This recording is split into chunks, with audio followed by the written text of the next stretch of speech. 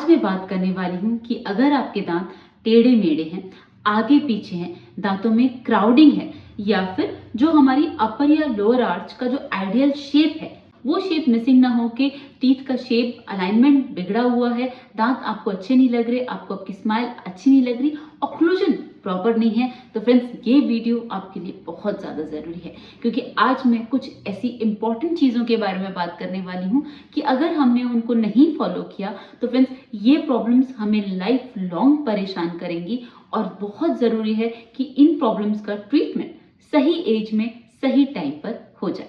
तो फ्रेंड्स आज का वीडियो बहुत इंपॉर्टेंट होने वाला है। आज मैं बात करूंगी कि टेढ़े मेढ़े आगे पीछे दांतों को सही करने का सही तरीका क्या है, उनकी सही कॉस्ट कितनी है और उनमें नियर अबाउट टाइम कितना लगता है। तो friends without delaying any more let me start the video. Hello friends, I am doctor Pratibha, oral implantologist, laser specialist and periodontist. Friends मैं एम्पीरियल डेंटल गुरुग्राम इंडिया की फाउंडर और हेड सर्जन हूँ और आज मैं आपको बताऊंगी कि अगर हमारे दांत टेढ़े मेढ़े हैं, आगे पीछे हैं, दांतों में क्राउडिंग है और अगर हमारी जो आर्च है अपर और लोअर की मैक्सिल और मैंडिबल जिसे कहते हैं, अगर वो आइडियल आर्च नहीं है, दांतों की जो शेप है वो प्रॉपर नहीं है, देन फ्रेंड्स हम उसको सही कैसे करा सकते हैं। तो फ्रेंड्स उसको सही करने के दो मेजर तरीके होते हैं, पहला ब्रेसेस और दूसरा इनविजिबल ब्रेसेस। ऑलराइट, ब्रेसेस मतलब हमें टीथ के ऊपर ब्रैकेट्स लगाने होते हैं और उसके ऊपर वायर होती है। ये एक परमानेंट प्लेसमेंट होती है, दैट मीन्स ट्रीटमेंट स्टार्ट करते टाइम ब्रैकेट्स को लगाया जाता है और जब तक ट्रीटमेंट कंप्लीट नहीं होता तब तक ब्रैकेट्स को रिमूव नहीं करा जाता, दैट मीन्स ये फिक्स ट्रीटमेंट है। ऑलराइट, अब इसमें हर मंथ के हिसाब से थोड़ा सा फोर्स दिया जाता है टीथ के मूवमेंट के लिए और ये ग्रेजुअल प्रोसेस होता है। तो टीथ का मूवमेंट हमेशा होता है 21 डेज के बाद। That is why every month आपकी एक सिटिंग होती है जिसमें हम टीथ का मूवमेंट करवाते हैं और फिर नेक्स्ट मंथ के लिए अपॉइंट करते हैं। तो फ्रेंड्स ये होता है ब्रेसेस का ट्रीटमेंट। ब्रेसेस में दो ऑप्शंस अवेलेबल होते हैं, एक तीसरा ऑप्शन भी मैं उसकी बात करती हूँ, लेकिन जो दो इम्पोर्टेंट ऑप्शन है वो ये, एक होता है मेटल ब्रैकेट और दूसरा होता है सिरेमिक ब्रैकेट। दोनों में क्या डिफरेंस है? फ्रेंड्स जो ब्रैकेट टूथ के ऊपर लगता है और जिसके ऊपर वायर लगती है, एक होता है मेटल का और दूसरा होता है सिरेमिक का।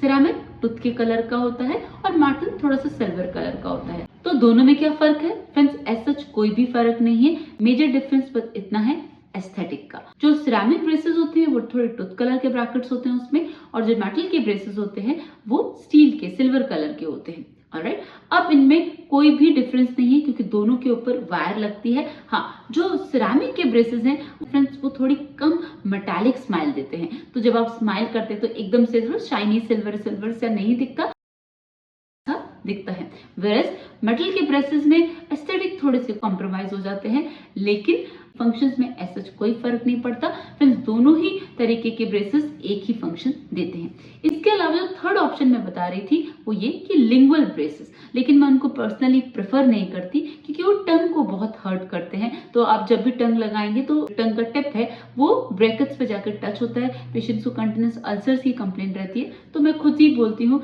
कि अगर ब्रेसेस करने हैं तो या तो हम मेटल ब्रेसेस को करें या फिर सिरेमिक ब्रेसेस को। अब फ्रेंड्स जानते हैं किन कंडीशंस में ब्रेसेस या फिर इनविजिबल ब्रेसेस को यूज करना कंपलसरी है, बहुत ज्यादा जरूरी है। फ्रेंड्स वो कंडीशन होती है जब हमारे टीथ का अलाइनमेंट प्रॉपर नहीं है, दैट मीन्स दांत आगे पीछे है। तो फ्रेंड्स इन कंडीशन में ब्रेसेस या इनविजिबल ब्रेसेस को यूज करना, प्लेस करवाना 100% कंपलसरी है, मैंडेटरी है। अभी मैं बताऊंगी कि अगर हम नहीं करते हैं तो क्या होता है। उसके बाद फ्रेंड्स जो दूसरी मेजर कंडीशन है जिसमें ब्रेसेस को लगवाना कंपलसरी है वो ये कि अगर दांतों में क्राउडिंग हो या फिर दांतों के बीच में स्पेसिंग हो। तो फ्रेंड्स दोनों ही कंडीशंस में ब्रेसेस को लगाना बहुत ज्यादा जरूरी है। वो इसीलिए अगर दांत आगे पीछे हैं, दैट इज क्राउडिंग है, और आर्च प्रॉपर नहीं है, टीथ का अलाइनमेंट प्रॉपर नहीं है, फ्रेंड्स ऐसी कंडीशंस में आप कितना भी कोशिश कर लीजिए, खाना फंसना ही फंसना है। उससे क्या होगा फ्रेंड्स, जब भी खाना फंसेगा वो गम्स के अंदर रह जाएगा और वो over the period of time gums और बोन की डिजीज जिसे पायरिया कहते हैं वो 101% होगी। अगर पायरिया होता है तो फ्रेंड्स वो एक टूथ में नहीं होता, वो पूरे आर्च में होता है और pyorrhoea is a silent killer.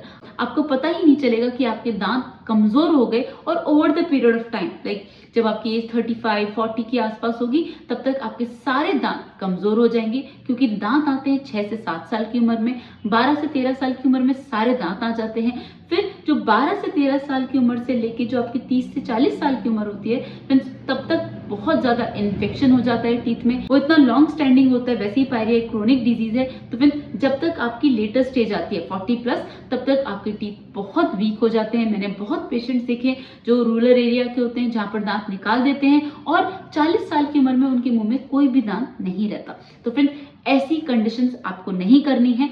आपको बहुत अवेयर होना है कि अगर हमारे घर पे छोटे बच्चे हैं, बच्चों का अलाइनमेंट प्रॉपर नहीं है, दांत आगे पीछे हैं, दांतों में क्राउडिंग है, दांतों में स्पेसिंग है, तो फ्रेंड्स ऐसी कंडीशन में हमें ब्रेसेस या फिर इनविजिबल ब्रेसेस को यूज करना बहुत ज्यादा जरूरी है, वो ट्रीटमेंट लेना बहुत जरूरी है, अदरवाइज बच्चा आगे चल के बहुत परेशान होगा। ऑलराइट, अब जो दूसरी कंडीशन है जिसमें दांतों पे ब्रेसेस या इनविजिलाइन को लगाना बहुत जरूरी है फ्रेंड्स, वो है अगर दांतों के बीच में स्पेसिंग है।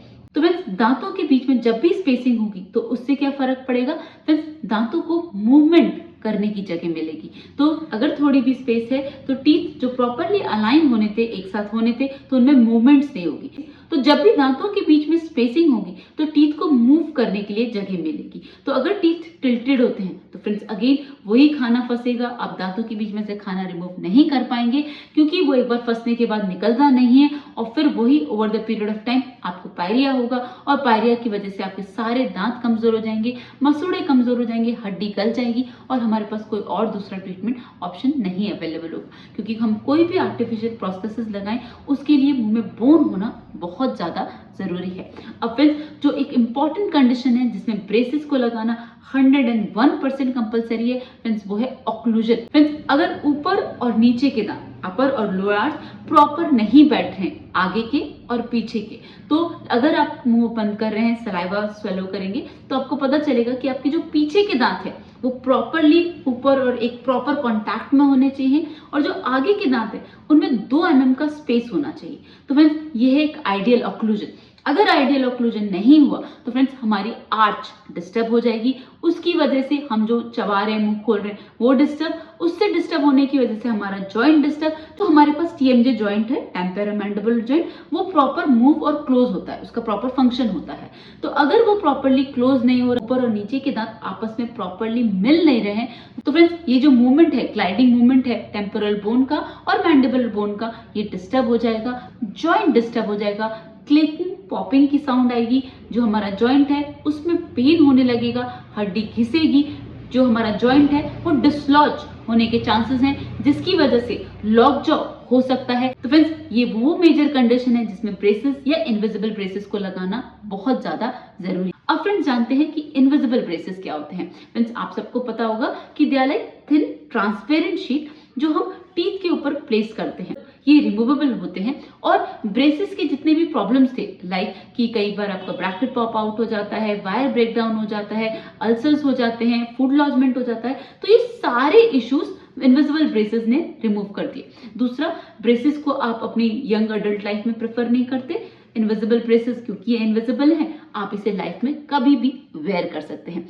जो हमारे ब्रेसेस हैं उसके लिए आपको आपके डॉक्टर्स को हर मंथ विजिट करना होता है, वेयरएज इनविजिबल ब्रेसेस को आप अपने घर पर खुद ही प्लेस करते हैं। आपको अपनी फर्स्ट अपॉइंटमेंट पे ही आपके अलाइनर्स का बॉक्स मिल जाता है, जिसे 10 डेज के बाद आपको खुद ही अपने हाथों से रिमूव करना होता है। तो फ्रेंड्स क्योंकि हम इनविजिबल ब्रेसेस में जो हमारी ट्रे है उसको हम 10 डेज में रिमूव कर रहे हैं, तो इसका टाइम पीरियड भी बहुत कम हो जाता है, क्योंकि ब्रेसेस में हम मूवमेंट करा रहे हैं 30 डेज में और इनविजिबल ब्रेसेस में हम मूवमेंट करा रहे हैं 10 डेज में। तो जस्ट इमेजिन कि इनविजिबल ब्रेसेस में जो ट्रीटमेंट पीरियड है वो 3 टाइम्स कम हो गया है। तो फ्रेंड्स ब्रेसेस में अगर हमें 1 से 2 साल लग रहे हैं, तो इनविजिबल ब्रेसेस के साथ 8 से 9 महीने के अंदर हमारा ट्रीटमेंट कंप्लीट हो जाता है। बस फ्रेंड्स इसका एक ही डिसएडवांटेज है कि इसकी cost in comparison to braces ज्यादा है, otherwise they are the best available option for the teeth alignment. तो फ्रेंड्स ये दोनों ही ऑप्शन बहुत ही शानदार हैं, आप इनमें से कोई भी चूज कर सकते हैं, लेकिन